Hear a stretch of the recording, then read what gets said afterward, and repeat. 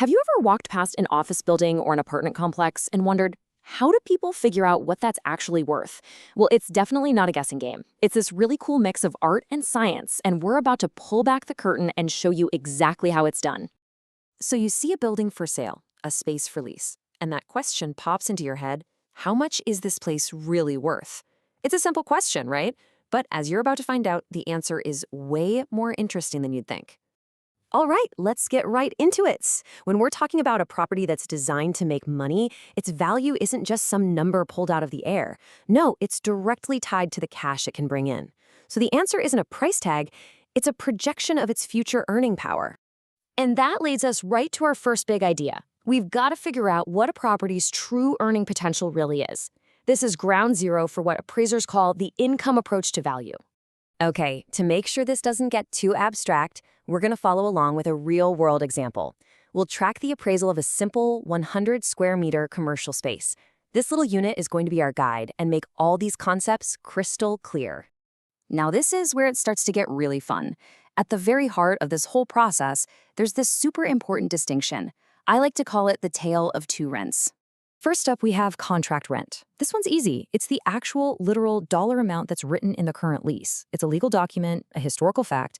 It's what the tenant has to pay based on a deal they made in the past. But then there's market rent, and this one is the game changer.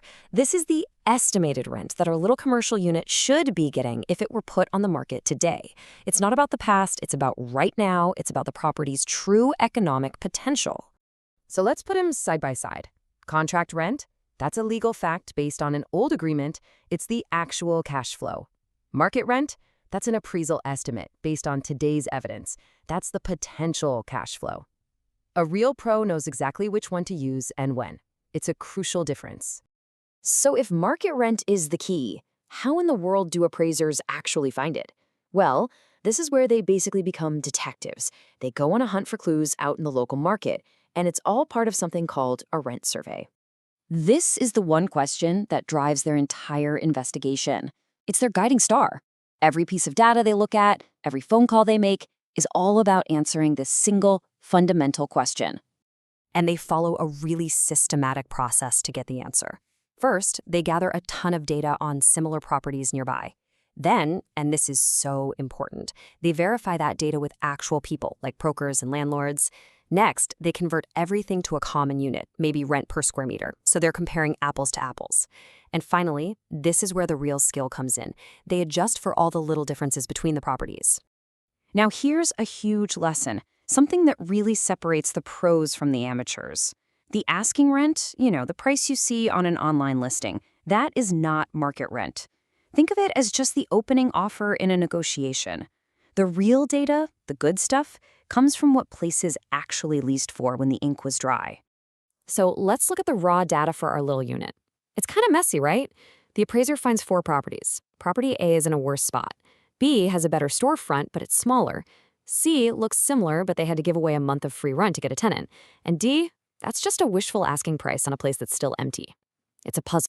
After carefully sorting through all that messy data, after weighing the good and the bad, the appraiser lands on one single supported number, 925 pesos per square meter per month. This isn't a guess, you guys. It's a conclusion based on evidence. And this number is the foundation for everything that comes next. Okay, so we've got our magic number. The detective work is done. Now it's time to turn that potential into a realistic annual income projection. This is where we go from theory to reality. The first step is to calculate what we call potential gross income, or PGI.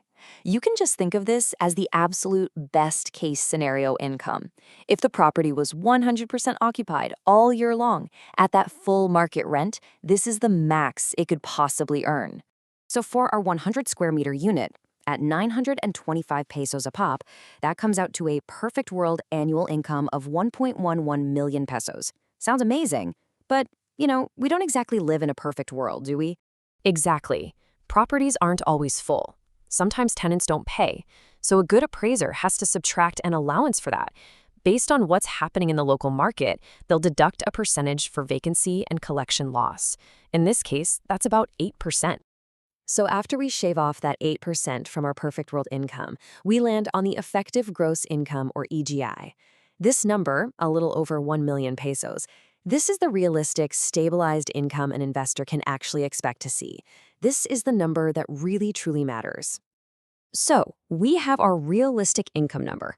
But why did we go through all that trouble? I mean, all that detective work. Why is getting the rent analysis right so incredibly important? Well, it's because getting this first step wrong can lead to some massive mistakes. It means avoiding all these common traps, like just assuming the old contract rent is what the property's worth today, or trusting those asking prices online, or forgetting about things like concessions and free rent. You have to be valuing the property itself, not the business that's running inside it. Honestly, it all comes down to this. This initial rent analysis is the foundation for the entire valuation. And if that foundation is cracked, if that market rent estimate is off, even by a little bit, the final value is completely unreliable. It's really that simple.